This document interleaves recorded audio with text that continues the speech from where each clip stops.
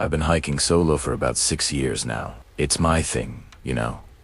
My way of escaping the noise of everyday life. At this point, I'm so comfortable in the wilderness that I don't always stick to the marked trails anymore. I like to forge my own path. And that's probably the exact mistake that led to what happened to me last October. I was in the Monongahela National Forest in West Virginia. I'd driven up from Virginia for a long, quiet weekend, hoping to explore the more isolated parts of the forest, where you rarely see another soul. The weather was perfect cool, mid-50s, a bit cloudy but calm.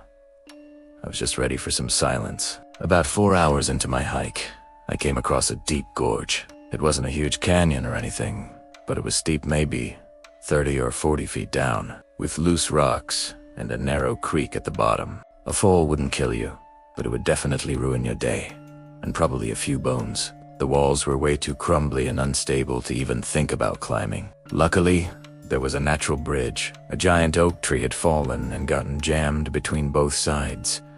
Tilted just slightly. It was thick, and the bark had been worn smooth by time and, I assumed, by other hikers. I walked up to it and examined it for a bit, pushing on it with my foot, trying to see if it was sturdy enough to hold my weight.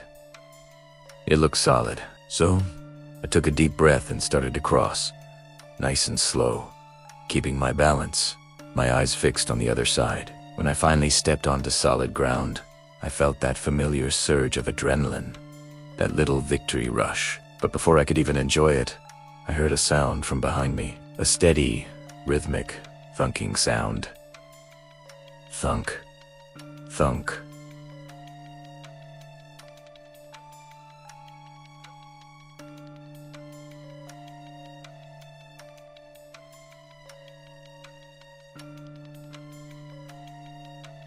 Thunk. I turned around, and on the far side of the gorge stood a man. He was maybe 10 feet from where the log met the ground, right where I had just been standing. He looked to be in his 50s, wearing faded camo and old, worn-out jeans. His beard was patchy and wild, giving him this sort of rugged lumberjack look. And that's when I noticed what he was holding, a full-sized axe. Without any hesitation, he walked straight to the base of the fallen tree I had just crossed and began hacking at it. Swing after swing, he was just chopping into the log. I was completely stunned.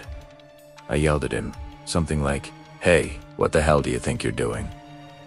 But he didn't even flinch. He didn't acknowledge me at all. He just kept swinging that axe, sending chips of wood flying. Then, one strike bit into the wood deeper than the others, and I felt the entire log shudder and shift slightly. That's when it hit me. The chilling realization. He knew I'd just crossed. He had waited for me to get to the other side, and now he was trying to trap me. My mind raced. Why? What did he want? I kept shouting, my voice getting louder and more frantic. "Finally!" I yelled. "I need to get back across." That's the only thing that made him stop. He paused, lowered the axe, and looked straight at me. His expression was completely unfazed, almost bored. And then he said, in a calm, casual voice, "Not my problem." The way he said it, so dismissively, made my blood boil. All my fear turned to rage. I completely lost my temper and just started screaming at him, shouting things I'm not proud of, just pure, unfiltered anger. Whatever I said, it must have struck a nerve, because he abruptly stopped. He set the axe down on the ground and took a step toward the edge of the gorge. For the first time, I saw his face clearly. His eyes were sunken and dark, almost bruised looking. They looked hollow. He leaned forward and said, "I know these woods a lot better than you do." The way he said it wasn't a threat. It was a statement of fact, a warning, and it terrified me more than any shout or any swing of the axe ever could. We just stared at each other for what felt like an eternity. Then, he picked up his axe, turned away without another word, and walked straight into the trees, disappearing into the dense forest. I stood there, frozen, my heart pounding in my chest, trying to wrap my head around what just happened. The log was still there, but it was visibly damaged, splintered, cracked, and completely untrustworthy. There was no way I was going back across it. I pulled out my phone, but of course, no signal. Not a single bar. The initial shock was wearing off, and pure, cold anxiety started to creep in. My only option was to follow the gorge downstream, hoping I'd eventually find another crossing point or a place where the walls were less steep. But as I walked, the gorge only became deeper and wider. Every corner I turned revealed more impossible terrain. The sun was starting to drop fast, casting long, dark shadows through the trees.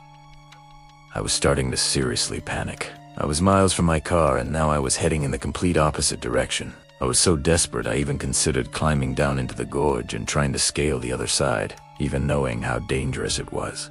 That's when I found it.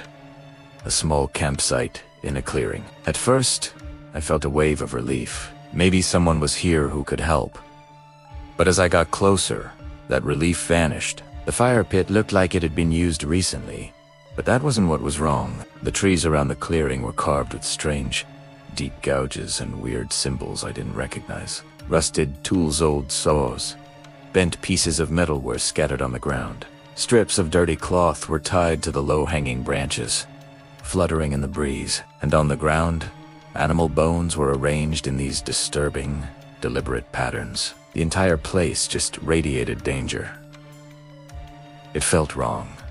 It felt evil. I didn't waste a second. I turned and ran. I just took off, crashing through the underbrush, not even looking back. Not even 2 minutes later, I heard something behind me, a sound that wasn't just the forest. It was footsteps, or something close to footsteps, a rhythmic crunching of leaves and snapping of twigs. Every time I risked a glance over my shoulder, the sound would stop. My first thought was a predator, a bear, maybe a coyote, stalking me. Then I glanced over my shoulder again, and I saw it.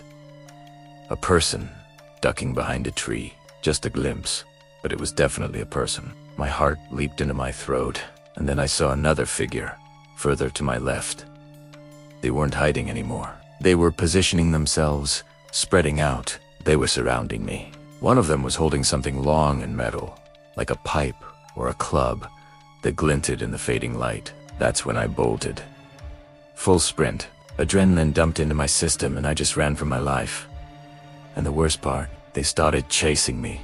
No more sneaking, no more hiding, just the sound of multiple sets of feet pounding the ground behind me, running straight after me through the trees. I had no idea who they were or what they wanted, but I knew I didn't want to find out. The forest was getting darker by the second. I was completely lost, running blindly, with no sense of direction. And the only reason I was able to keep going, the only thing pushing me forward, was the terrifying certainty that if I slowed down, if I stopped for even a second, I wouldn't make it out of those woods at all. For the first time in my life, I was genuinely running for my life, and I had no idea if I was running towards safety or just deeper into the nightmare. Subscribe for more chilling stories, and press the bell icon to get a sharp notification.